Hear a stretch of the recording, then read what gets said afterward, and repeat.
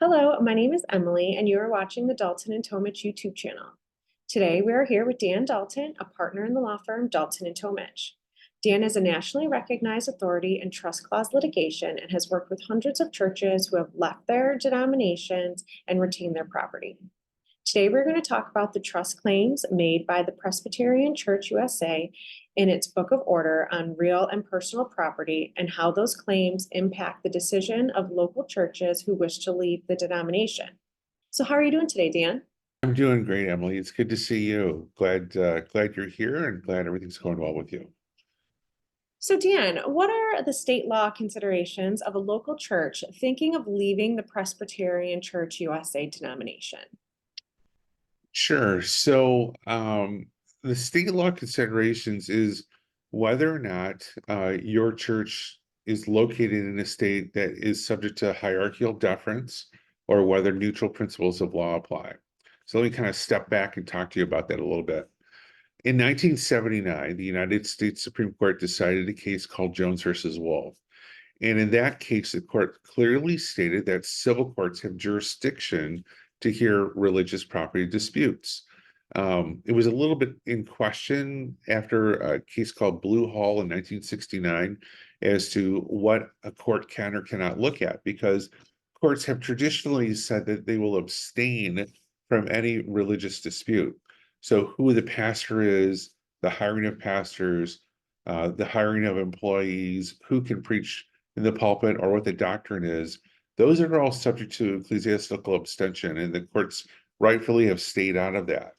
But the question of property, who owns the property, whether it's a local church and denomination, or if there's a split in a local church, for example, courts have held for a very long time, and at least since Jones versus Wolf in 1979, that civil courts have that right to look at that.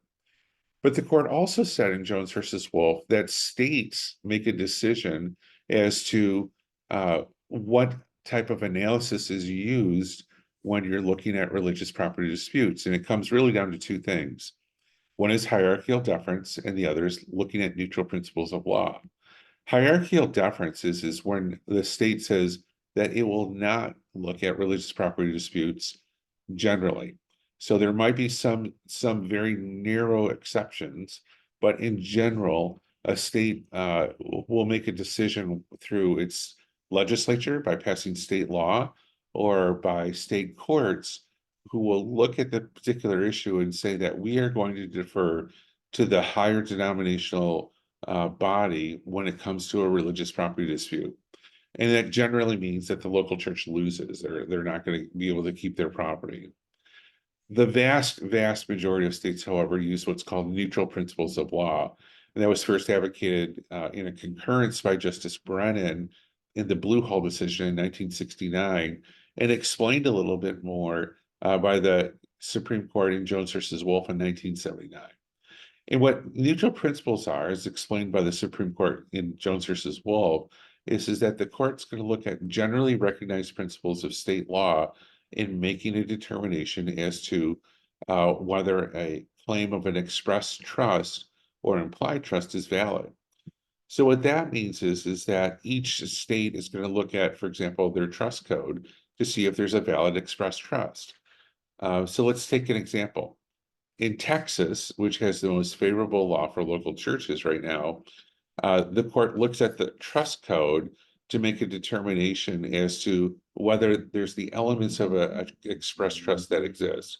So is there a writing that is signed by both parties, meaning the local church and the presbytery, the synod, or the general assembly, that provides that the property is held in trust?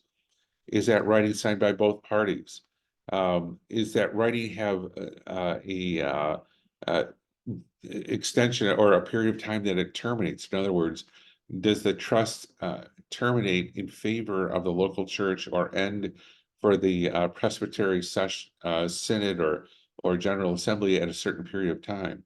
And if the elements claimed by the presbytery don't meet the express trust clause elements of the trust code, then they're not valid. And so neutral principles of law look at things like the trust code, or they might look at real property case law, or they might look at corporate law to make a decision on those matters. Um, what we have to do is we have to look at each state and apply what you have in your documents as to the validity of whether a trust exists. And so that requires us, prior to doing anything, prior to filing a lawsuit, to quiet title, which is a request to the court to say, get an order that says that we, the local church, is the owner of property. We have to take some steps first to make sure that we meet the elements that would defeat an express trust, or we revoke a trust, or we do something to suggest that the trust doesn't exist. And so all of that has to be laid and set forth in our particular papers prior to filing the lawsuit. So the bottom line is when you look at state law considerations, you have to look at what state you're in, and then you have to determine what path you're going to do to move forward. If you're in a neutral principles state, you have to look at what those neutral principles are that the state looks at, and we can help you with that. If you're in a hierarchical deference state, then you have to look at alternative means of leaving, and that may be filing a different type of lawsuit, like an adverse possession type claim or prescriptive easement or something like that. All of those are matters that we can kind of help you with, or an attorney that's competent in this area can analyze and make a recommendation on before you take any steps to file a lawsuit, so that you have the best chance of success moving forward. What is not successful is a claim or an argument going to court to enforce a certain provision of the Book of Order. If you do that, you will lose.